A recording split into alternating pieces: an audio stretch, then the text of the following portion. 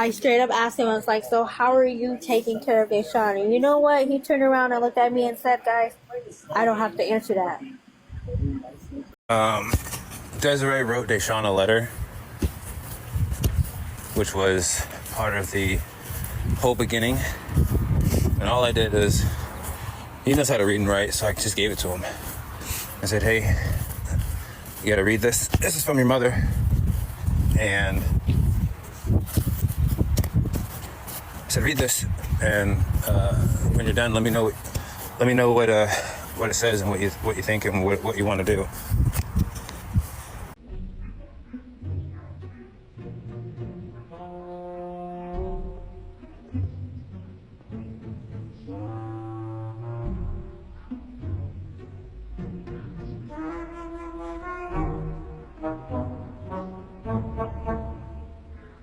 Oh my god, Stephanie and Drew just keep sinking lower, don't they? Like, how much more selfish can they possibly be? This past Sunday was the day. The court-ordered, legally binding moment for Deshawn to finally see his biological mom, Desiree, after 3 whole years of being kept away. And what does Drew do? Ghosts. Completely. No call, no text, no sorry, something came up. Just pure, blatant disregard for the court and, worse, for a little boy who deserved that moment. And let's be real. This wasn't some casual meetup. The court didn't just throw this together last minute. They carefully planned a gradual reintroduction because, hello, ripping a kid away from the only home he's known for years and shoving him into a new situation would have been traumatic. So they set up these supervised visits in a neutral place, like a park, to make it as comfortable as possible for Deshawn. It was about his emotional safety, not whatever petty grudge Stephanie and Drew are holding on to. But no, Drew couldn't even be bothered to show up. Not for Desiree, not for the court order, and certainly not for Deshawn. Because why would he care about a child's chance to heal when he can just ignore it? The audacity of acting like the rules don't apply to him is wild. Like, does he think he's above the law? Or does he just not care that this could backfire hard on him and Stephanie?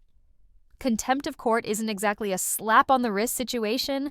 And let's not forget, Desiree did everything right. She followed the process, waited patiently, and trusted the system to handle this fairly. Meanwhile, Stephanie and Drew are out here acting like they're the only ones who matter. It's giving main character syndrome, like the world revolves around their feelings, and everyone else, including a little boy who misses his mom, just has to deal with it. If you think that's bad, keep watching, because this situation is only getting messier. Don't forget to like the video, subscribe to the channel, and hit that notification bell so you don't miss what comes next. Resilient Jenkins Drew has spoken out for the reason he says that Desiree did not get her visitation with Deshawn this past Sunday. He has also spoken out about the court order, saying it is not an order by force. It is an order for Deshawn to be in the driver's seat and for Drew to guide Deshawn. Y'all, I'm going to insert some clips here, and I'll see y'all in the comments after you get through watching them. Why am I not being more supportive in the reunion? Again, if he wants to go, if he said he wants to go and go to the park, go see his mom, go spend time with his other mom, mother, whatever, then he can. I would have took him and spend that 2 hours at the park or whatever. Oh, you guys always say I'm brainwashing the kid. I don't tell the kid nothing. He sees and makes his own decisions, you guys. You guys, there's other kids out there that do the same. You guys are absolutely, astronomically crazy to think that there's no other kid out there that's young to make choices that they're allowed to make at whatever age. You guys are silly about this court order thing. It's not a court order by force. It's a court order just to try to reunite. It is for Deshawn to be in the driver's seat. And to me, to guide him on whatever decision making he wants to make. If he couldn't make a decision, or if he didn't want to make a decision, then of course then the decisions will be made.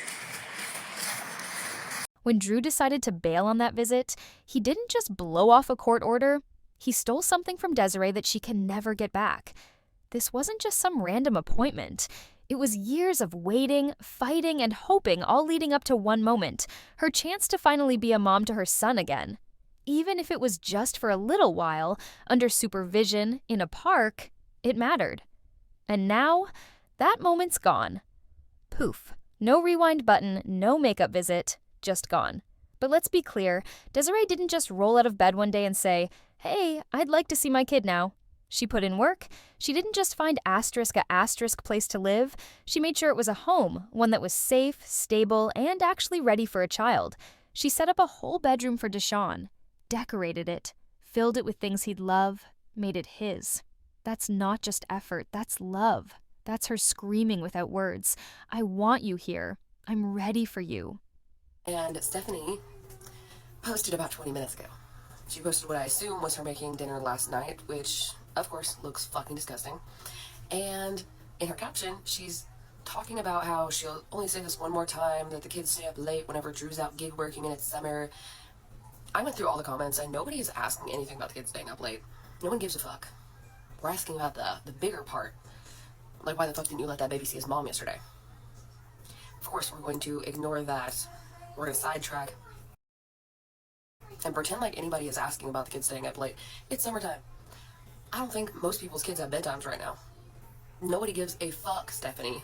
We want to know why you're keeping that baby away from his mom.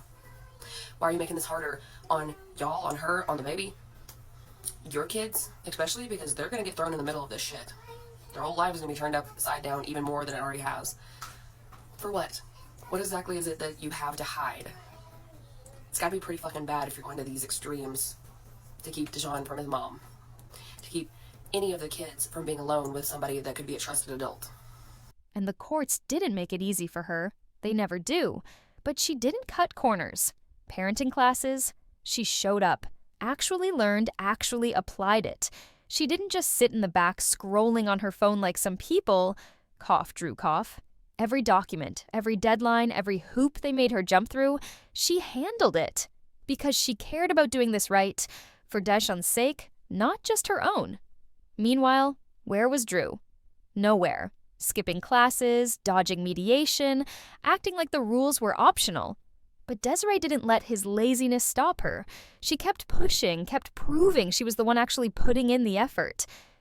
And when the day finally came, after all that waiting, all that preparation, what did she get? Nothing. No kid, no call, no sorry. Something came up.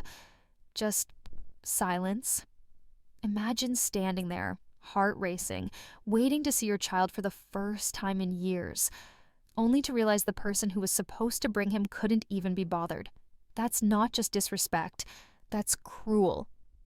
And for what? Because Drew couldn't swallow his pride? Because he and Stephanie think they're above the law? Pathetic. Absolutely pathetic. None of us are actually shocked at the fact that Deshawn was unable to see his mother Desiree this past Sunday, but I'm still gobsmacked at just the overall audacity of them. Honestly, everybody knew that it was coming from the lack of posts that Stephanie had been making throughout the week. People had already surmised that, yeah, they're not going to let Deshawn see Desiree, just at the simple fact that not even sub videos are getting posted. And it's honestly ridiculous. But realistically, this is a part of the process. There's so many people out there that are going through visitation that have to deal with the other child's parents that act exactly like this. My thing is, Drew, you are a black man. You cannot get too far with not listening to the judge. Please understand, just because you got a white woman in tow, that's not going to take you that far. Now, the one thing that I truly love about the age of internet is that within a few hours, the retainer that Desiree needed in order to get her a lawyer has been paid. I would say you guys still go on Desiree's page and whatever links she has for donations, because she's going to need more money outside of the retainer for this lawyer. So if you guys are able to still donate, there is an advocate on TikTok for Desiree. Her name is Rights and Rights. And she will give you a breakdown of everything that is occurring. But this shit is crazy. And I couldn't be Desiree because I'm a pull-up queen. I'd have pulled up already. It'd have been ugly. I'd have been in jail. Sorry.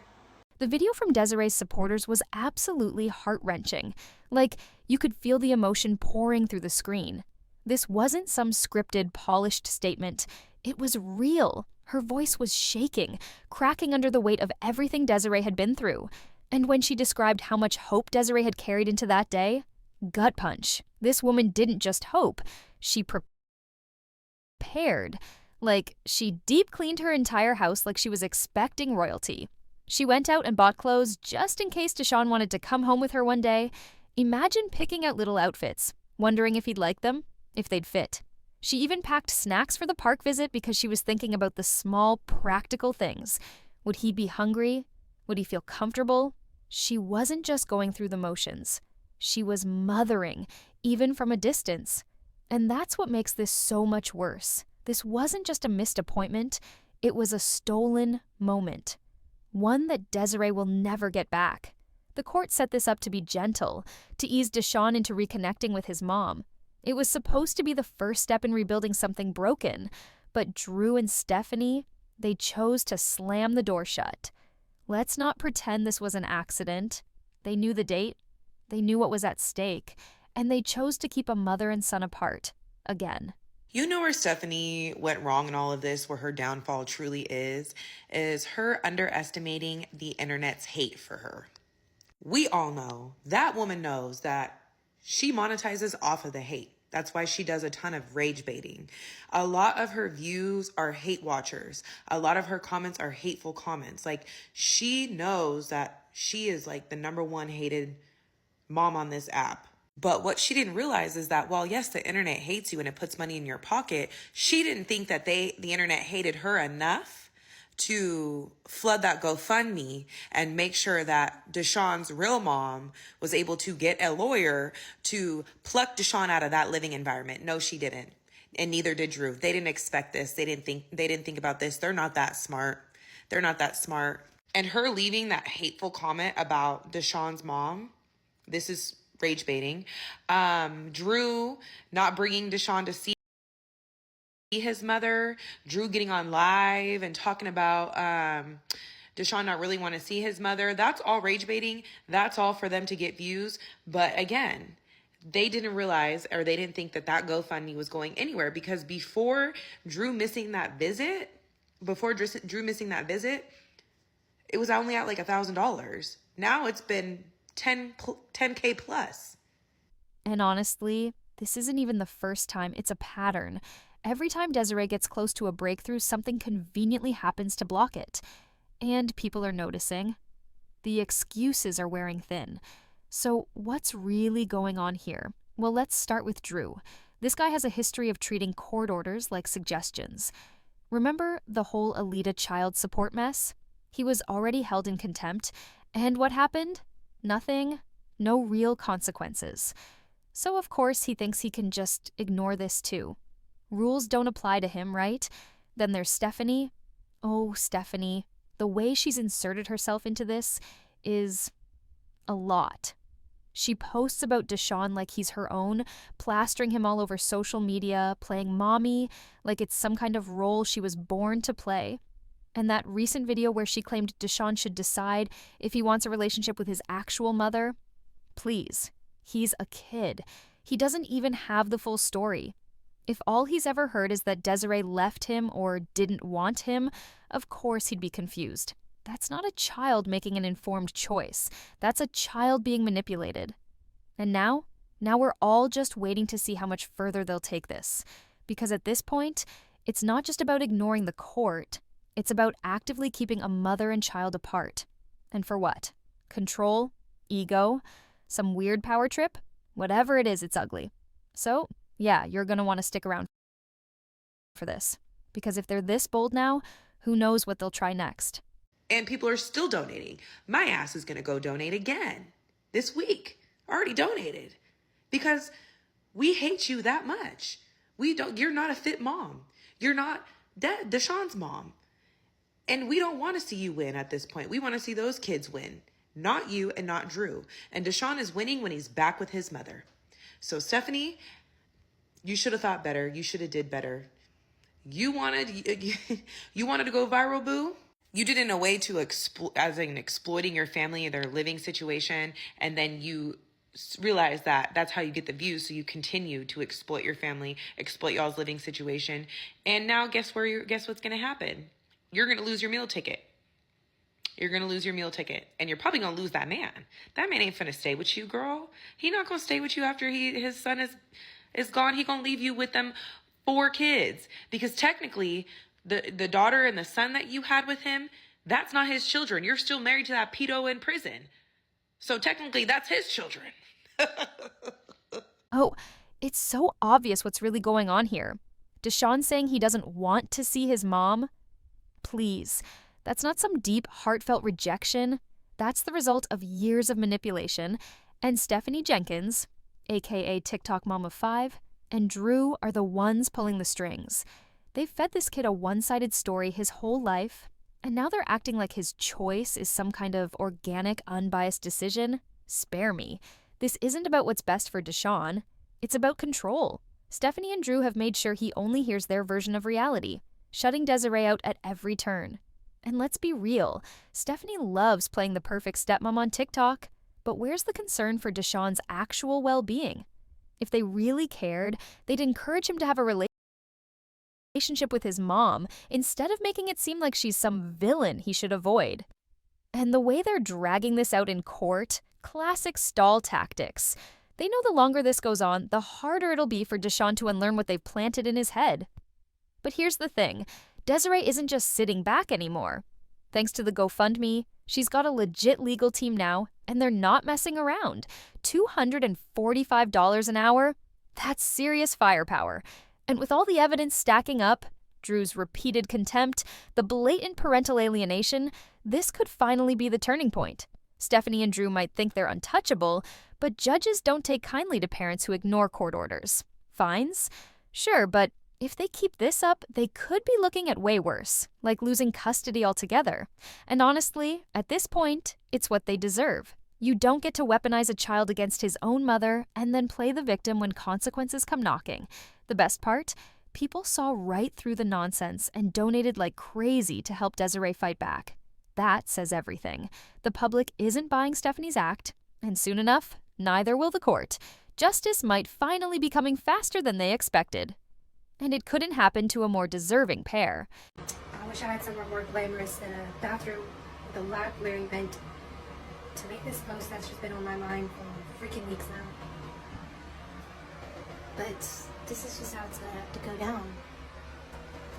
I've been thinking, I can't really wrap my brain around what people's genuine issue with me is when it comes down to it. And we ain't gonna call me Stephanie Thompson, because just because I'm married to that fool doesn't mean that's how I identify myself. So in this scenario, we're just gonna refer to me as Stephanie Freeland, because that's my born given name, okay? What do you actually have an issue with Stephanie Freeland for? Think about it for a minute. It's assumptions. You assume I use heavy substances, which there's really no evidence of that other than your assumptions. And I don't. I've already said I don't. You hate on me for somebody that I married, which if you knew anything about how I was growing up, you might understand why the fuck I didn't even know how to read that about that kind of person.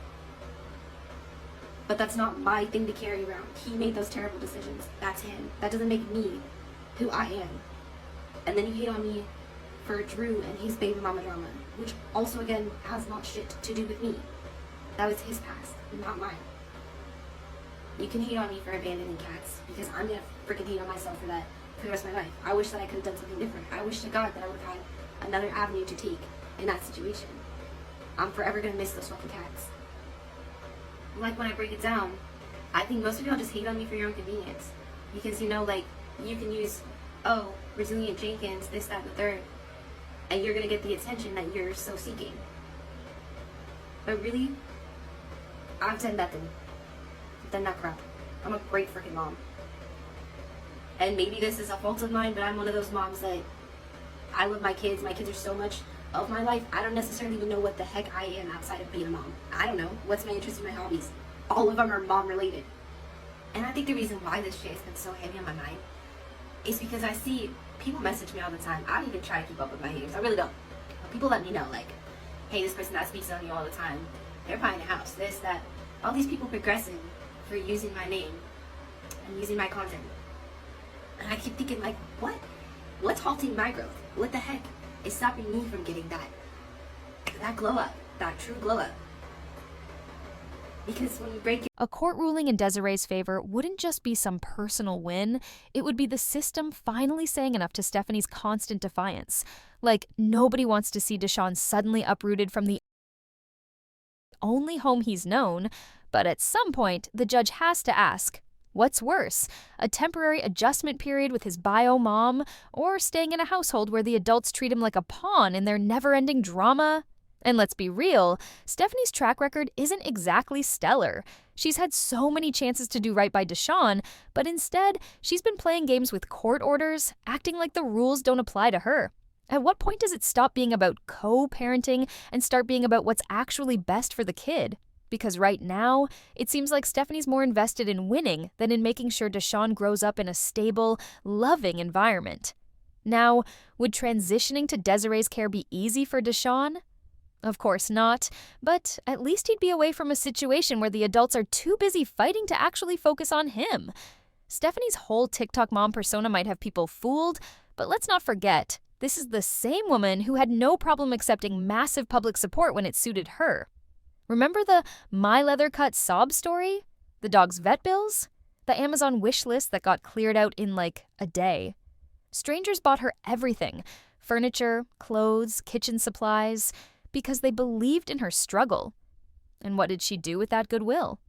I think nothing's gonna happen to him, but then he has to go to court on the 10th and tell the judge why he hasn't let me see Deshawn, or why we haven't started talking on the phone or nothing. Right, and he's so dumb, he don't even know that he could be in trouble. Exactly, so that's what they think. They think they're so untouchable. Right. And they can't. I don't think they're moving because they'll get in even more bigger trouble. So why would they risk that? Drew ain't gonna stay by her side if she gets arrested. He ain't gonna take care of them other kids if she get arrested. So why would they do anything to prevent that? Meanwhile, Desiree isn't out here begging for gifts or clout. She's not trying to be an internet martyr. She's literally just asking for what any mother would want: a relationship with her child. And unlike Stephanie, she's actually done the work. She took responsibility for her past mistakes, followed every single court order, and stayed consistent, only to be met with roadblocks at every turn. So why should people care?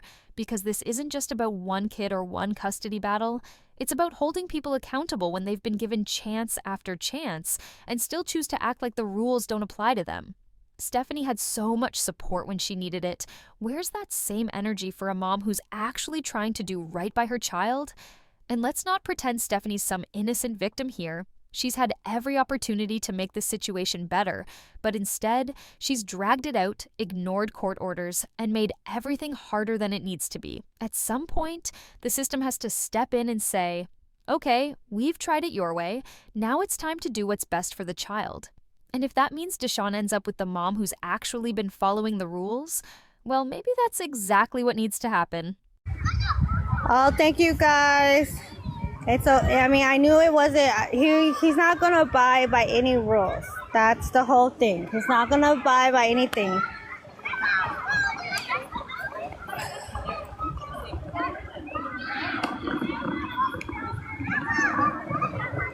Right. I'll try to keep my head up, guys.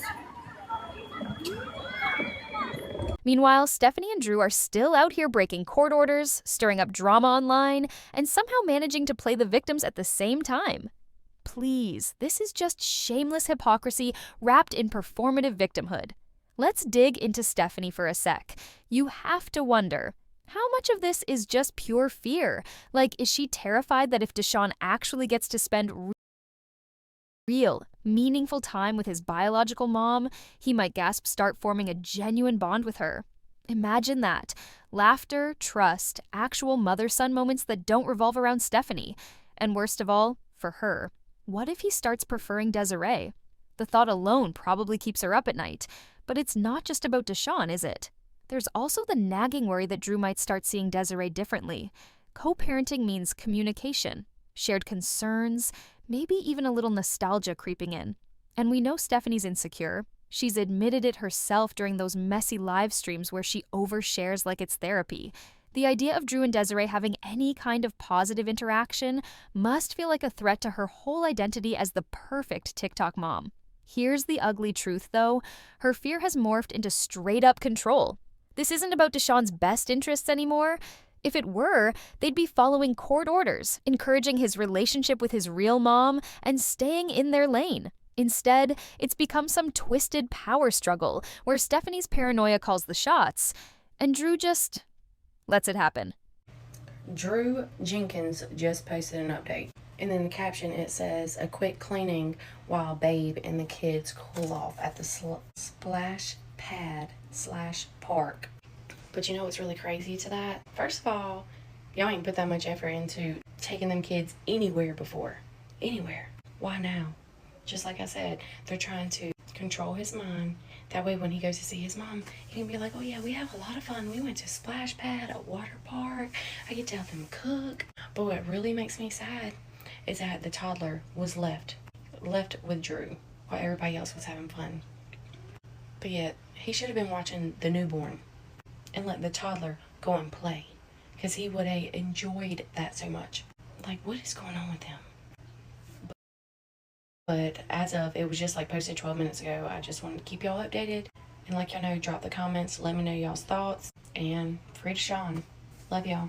Deshawn's not a son here. He's a pawn in their weird little game of who gets the last word. And let's talk about Stephanie's brilliant excuses. Oh, she didn't know about the court order barring her from blabbing about Deshawn online? Because, Drew forgot to tell her? Sure, Jan. Even if we entertain that ridiculous story, which, let's be honest, reeks of damage control, it doesn't change the fact that she repeatedly discussed him, publicly, unapologetically, to an audience of thousands. That's not an oopsie. That's a deliberate violation. But of course, she's still out here chirping, "I trust Drew," like that magically absolves her of accountability. Newsflash. Trust doesn't mean ignoring legal boundaries or using a child as a prop in your personal drama. At this point, it's not even about trust. It's about control. And Stephanie's grip is way too tight.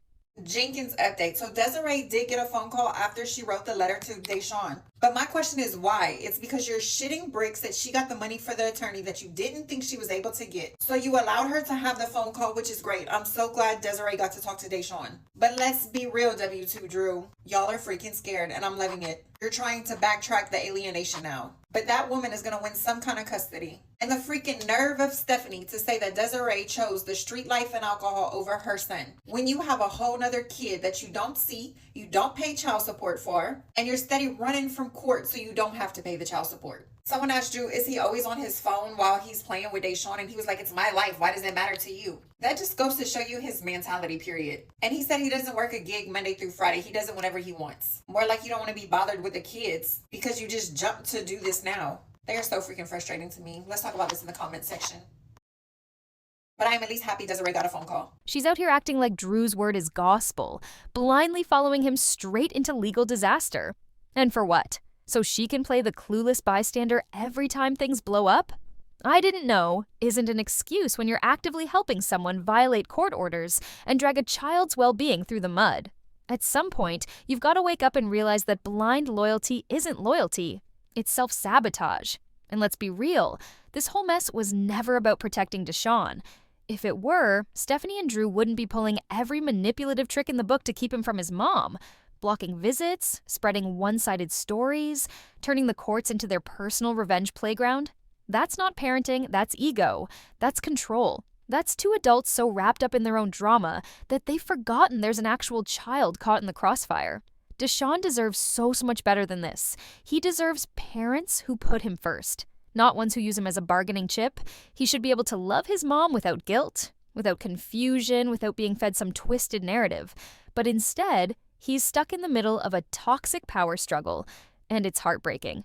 Thankfully, things might finally be turning around. Desiree's GoFundMe blew up because people are sick of seeing injustice play out like this. She's got real support now. Legal firepower, receipts, and a community that's had enough. No more begging, no more being pushed around. She's walking into that courtroom ready to fight for what's hers, and Drew should be sweating. Because if he keeps playing games, ignoring orders, spinning lies, treating his son like property, he's not just risking a slap on the wrist. He's risking everything. And Stephanie, she's tied herself so tightly to this sinking ship that when it goes down, she's going down with it. The courts aren't going to buy the "I was just following orders" act forever. At some point, she's going to have to answer for her role in all this. The wildest part, none of this had to happen. There's some people who are asking, like, genuinely what happens or why do we force them, and then there's some people just totally trolling and saying how terrible Desiree is, or anybody who's trying to separate them is. So this is a really complex, highly researched topic, and so I just was like, I can't really answer that very quickly. So super fun fact, I printed this for this part goes in the dark, that filament. So we have two 3D printers here, and this is for my son, whose last day of 5th grade is tomorrow.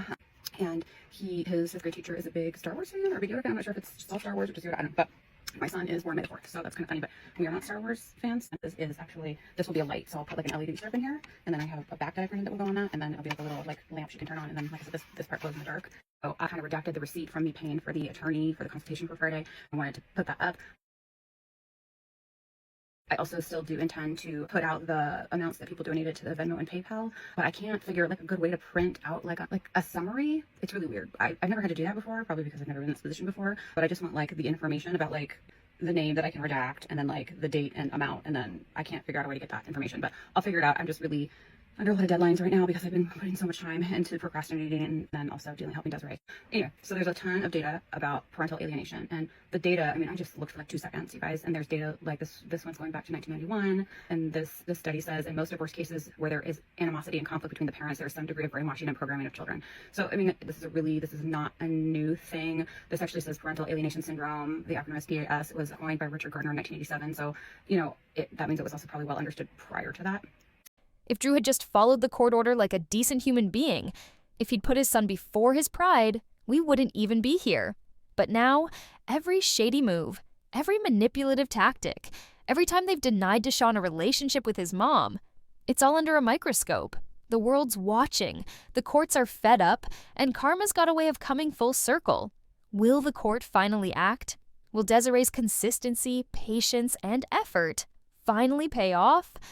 And most importantly, will Deshawn finally get the peace, love, and truth he deserves? This story is far from over.